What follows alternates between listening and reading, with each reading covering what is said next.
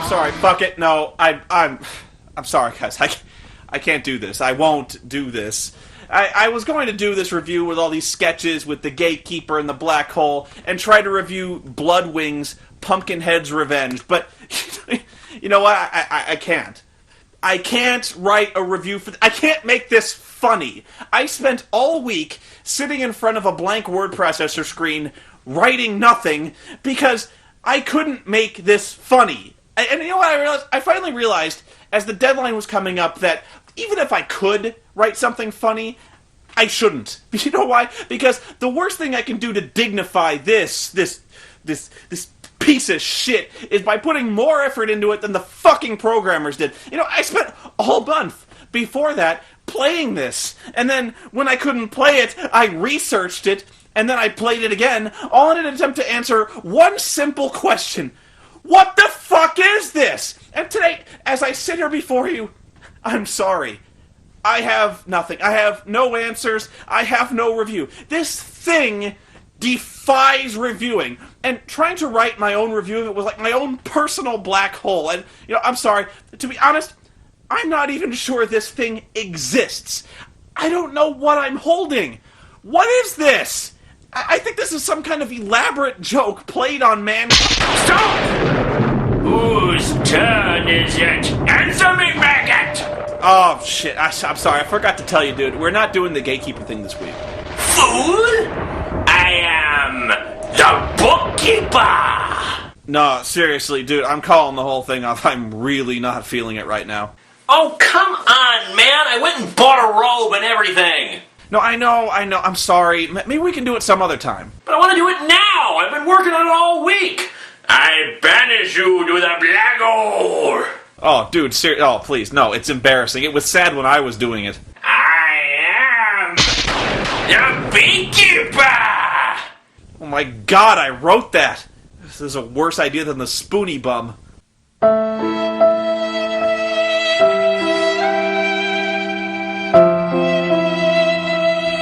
Okay, well, I suppose I should tell you something about this game, but I warn you now. The tale of Bloodwings, Pumpkinhead's Revenge, is long, cryptic, and incredibly stupid.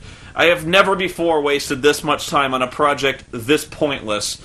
And believe me, if you sit through this review, you will be truly dumber for having experienced it. You know, I feel sorry for you, and you didn't even have to play it. It's that fucking bad.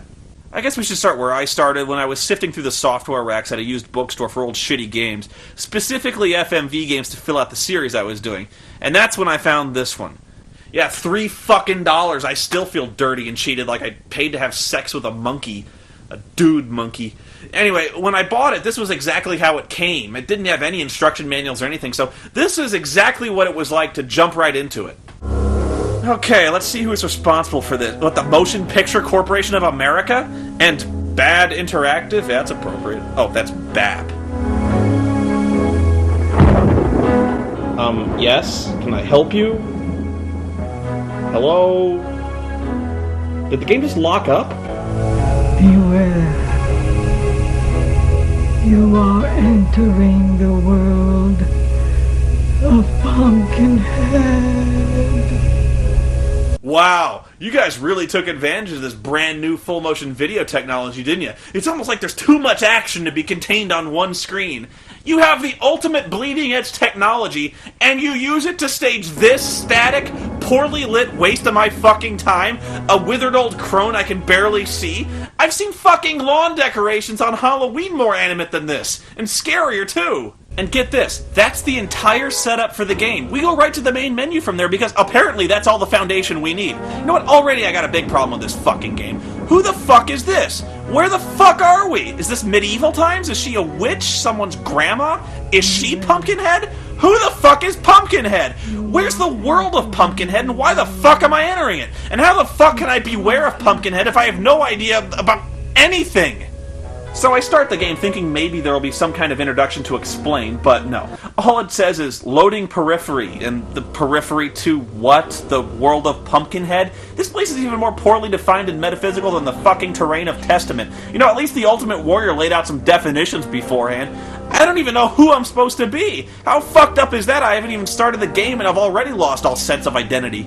Where am I? Where am I going? What am I doing? What the fuck is that? How did I just kill it? And what am I shooting? Looks like I'm shooting loogies out of my cock. And why did that thing just turn into a tornado? Or did it become the Tasmanian devil?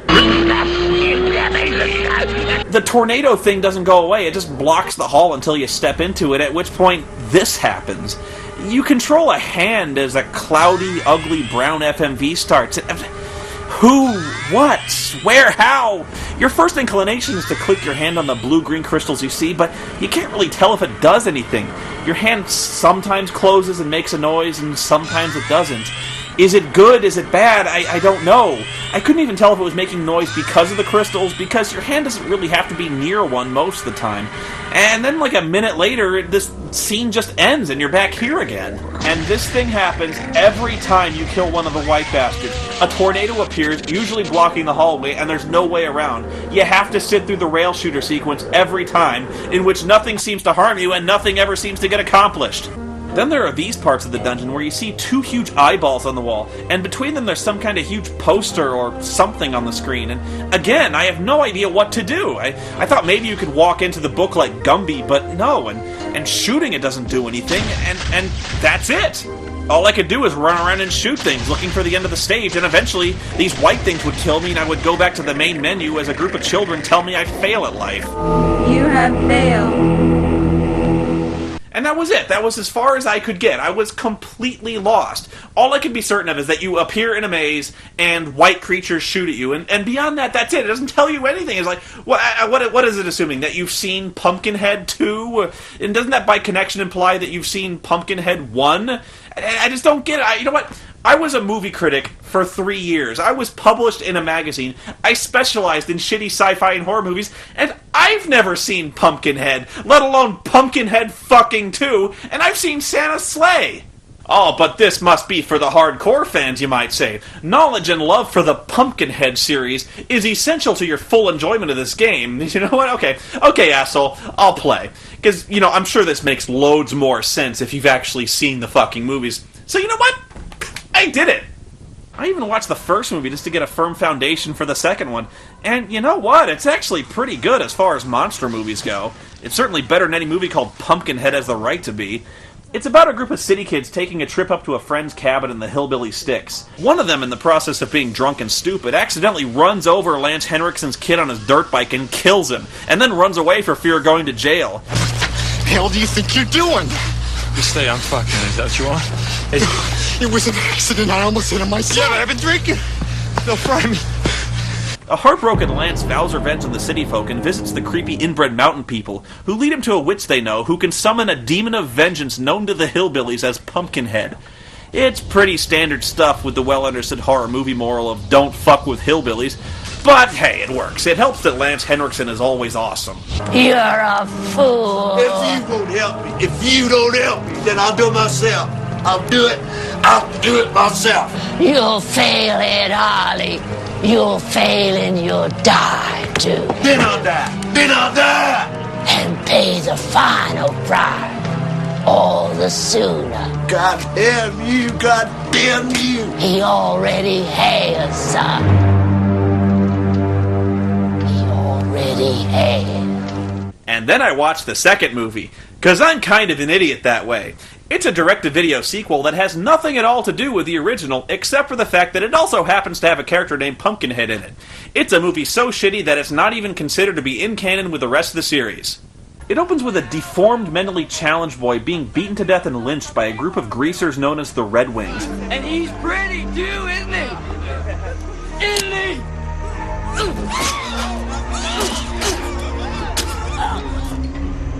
Drop him!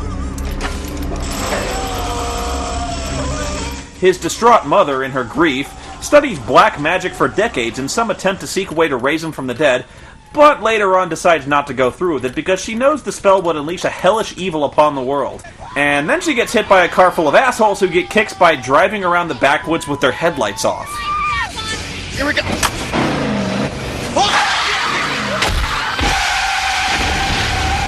They all look so surprised that just happened. Hey guys, I know how we can have some fun.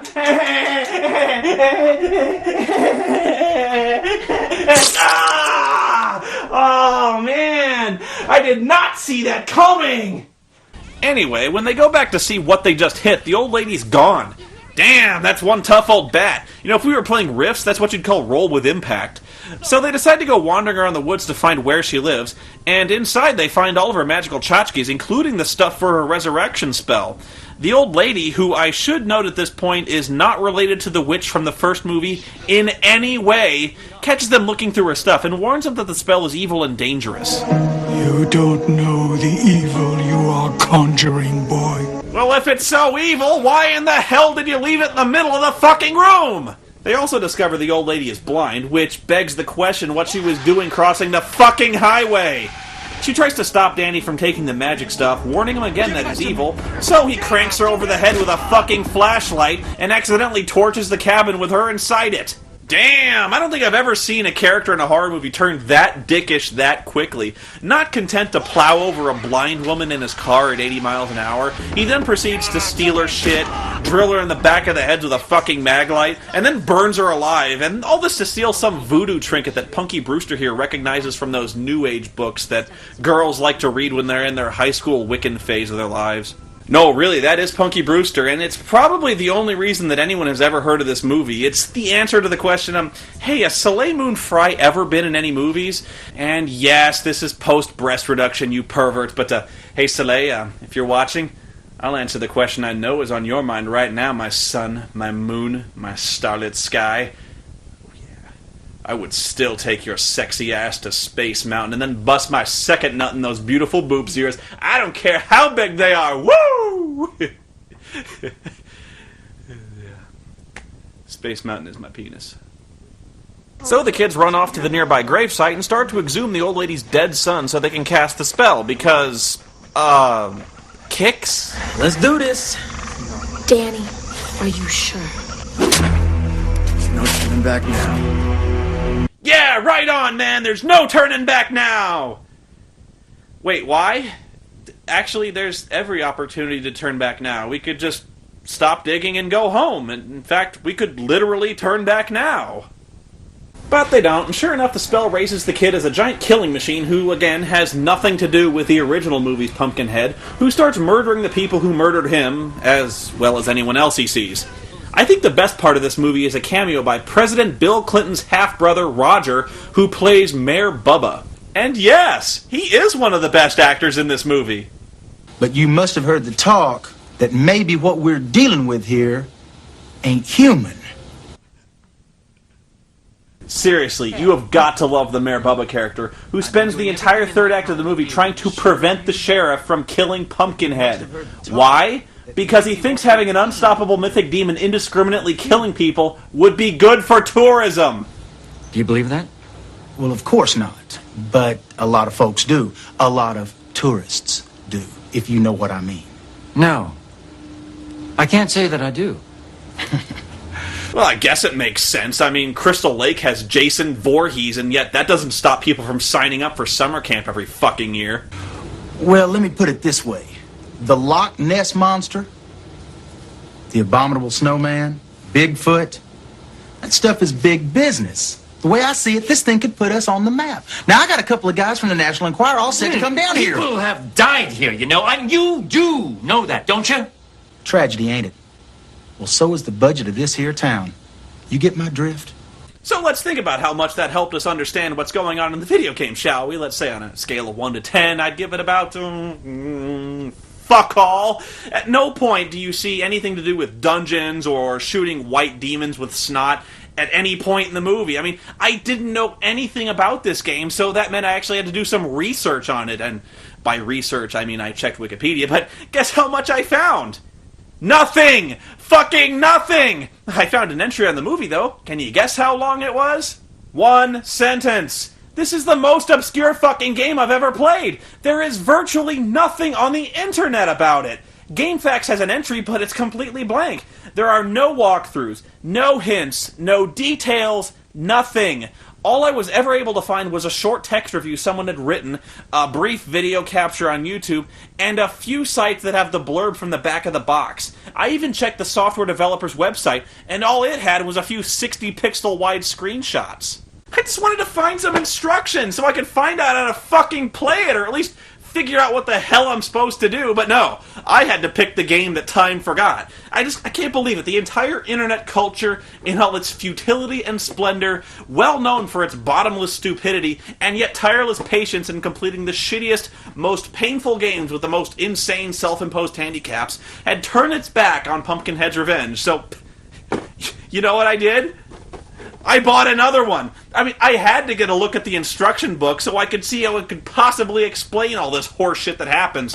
And you have no idea what I had to go through to find a copy of this game with the box and the instructions still intact. This game is rarer than the Holy Grail for, like, the Antichrist. The tormented spirit of Pumpkinhead has been let loose to seek vengeance among the living. Unfortunately for the poor souls of Farron Woods, they have nothing better than you to stop him. Hey, that's neat. I paid money for this game, and it insults me. Kiss my ass. Congratulations! You've just been made Keeper of the Spirits. Your job: save souls and protect the innocent. Along the way, you'll have to deal with currents of energy, seas of lava, and an endless stream of evil adversaries, as well as throbbing background music that may remind you of your rapidly beating heart. Throbbing and heart-pounding music, huh?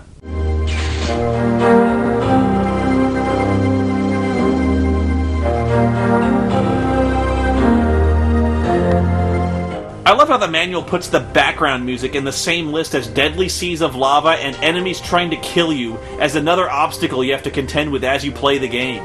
So dive in, grab your controls, and sink into the netherworld, a demon land filled with, surprise, demons. Everyone and everything here is out to get you. So I've been made the Spirit Keeper? No wonder the Gatekeeper is so pissed off all the time if he has to deal with this bullshit. And who exactly made me the Keeper of Spirits? And why is everyone out to kick my ass? If we're dealing with the afterlife and the netherworld, is it even possible for spirits and souls to kill each other? I mean, you're telling me some divine entity came up with this whole scheme to, what, protect the souls of the innocent? Man, we are dealing with a severely fucked up theology here, people. Here, the true source of power resides in the beautiful blue titanic crystals. You can harness their power with the proper tools, but they can also destroy you. None of this happens in the movie! There's no Spirit Keeper, there's no Netherworld, there's no fucking titanic crystals! Now listen up. These next few clues could save your wretched life. First, know that there are portals throughout the Netherworld. These portals allow you to step momentarily into the world of the living. Actually, you're stepping into the movie this game is based on. It's a horror flick, so expect to be horrified. Dude, I've seen the movie. I know better. Many of the objects from the world of the living can be brought back through portals to be used in the netherworld. And that's the key to the game, is activating the portals, which I didn't know how to do before because I didn't know how to use the interface. Or, as the instruction book calls it, the Gronix Stone. What's the point? Carved across the top of your Gronix Stone are 10 empty settings which await titanic crystal chips. These chips hold the true power of the netherworld. You have to click your mouse to activate your inventory mode, and activate the portal by click-dragging one of the blue stones from the top of the screen onto the movie picture. Obviously, right? You get crystals by going into the derm tunnels, whatever, and clicking on crystals as they pass by. Yeah, derm tunnels. I call them fucking busy work tunnels. Anyway, once you activate a portal, you have to sit through a clip of the movie, which doubly pissed me off because I just watched the fucking movie, and it sucked! The whole time you're supposed to be clicking around like a maniac, and occasionally you'll be able to grab an item out of the movie and add it to your inventory. More on that later, but basically this means you can't skip the movie clips because they're the whole point of the game. Tragedy, ain't it? The movie clips are scattered throughout the stage, and the way the stages are designed, it's not only possible you're going to watch the clips radically out of order, it's pretty much guaranteed. The only other review I saw of this game accused it of being a Doom ripoff, and believe me, I wish it was. You know why? Doom didn't suck! The controls are like trying to run hip-deep in mud, and yet when you get on a straightaway, you can accelerate to an unbelievable rate. I spent half the game getting hung up on corners, though, and by the way, good luck trying to shoot things at long range. There aren't any alternate weapons either, just the cocksnot thing. You have limited ammo, too, as represented by the green vial in the corner. I've only ever seen one place where it's possible to recharge it, because apparently in the netherworld there exist long green glowing recharge tunnels, constructed specifically for this purpose, and when I made it through I got maybe 1/8 of a fucking inch of the meter bag. Yeah, thanks a pant load, dicks. And as far as I can tell, there's no way to get your life back, so while you're watching one of the movie clips, one of the albino fetus things will inevitably start munching on your ass, and by the time you've slowly wheeled around and blasted it, presto, half your life's gone. You have failed. I read through the whole book, and even though it tells you to collect items to use in other places, I've never been able to figure out how or where to use any of them. I eventually just started experimenting with them all. I tried using a beer I found, which didn't seem to do anything except make the controls and graphics even worse than they were before. Hard to believe, I know. There's a mirror that kind of shimmers. There's a chain with a hook on the end that attaches to the ceiling and swings there for no apparent reason or effect. There's a watch that temporarily stops time, I think. And I found a bunch of things that don't seem to do anything, like a Blair Witch doll, a bong, a flashlight, a fiery thing, a guitar, a cardboard box, a stereo, a shovel, I don't know. My favorite useless item is the cigarette, because when you use it, it kills you! The most useful thing I found were a set of car keys that for some reason opened treasure chests, which seemed to contain blue things and weird geometric patterns. What the hell am I doing? I don't know, but at least I had a goal, right? I mean, I was just looking for movie clips, collecting items, and hoping eventually I'd find a place to use them. After about an hour, though, I suddenly heard these kids start talking to me again. You have brought stolen objects back to the netherworld. Return them to the scene of the crime. By now, I'd long passed the point of confusion with this game. In fact, this kind of seemed like a good sign. I mean, I've been collecting items, and this is the first definite instructions I've been given the entire game. I thought, I must be on the right track, but a few minutes later, I get reminded again. You must return your stolen property, or face the consequences. Okay, look, you little assholes, even if I wanted to return the items, I have no idea how or where to do it. You have not returned the stolen goods. Your entire inventory has been confiscated. What? What? You wiped out my inventory? What? That's bullshit! That is bullshit! You have failed. You have failed.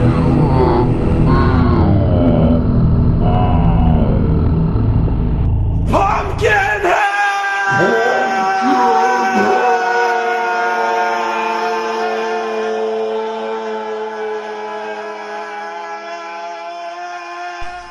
Barry, did you hear that? That's the sound of ultimate suffering. My heart made that noise when I first saw Sonic turning into a werewolf. The Spoony one makes it now. Do you think we should go help him? What, are you crazy? I just got accepted in the Brotherhood of Steel. Ah! This is the worst fucking game I ever played in my life! I mean... That's it! That's it. That's as far as I could get. I'm sorry, I am, but I couldn't get past the first fucking stage. I mean, what does this game want from me? I read through the entire book, it tells me to collect items, and now it punishes me for stealing them. I mean, and now it's seriously expecting me to go back and watch their horrible fucking movie again so I can collect the items all over again? Fuck that noise. You know, if a demon ever wanted to take revenge upon this world, he couldn't ask for a better way than this. Because this isn't a game, it's fucking punishment. It's the most accurate simulation of a burning eternity in hell ever made. And you know what? There's a good side. There's a good side. You see this? The people who made this game actually had the balls to put their names in the back of the fucking instruction book. And I swear to God, if I ever find any one of you assholes, I will fucking kill you! I will stab you in the brain! And this game is fucking unholy, it's so bad! God damn it! Tragedy, ain't it?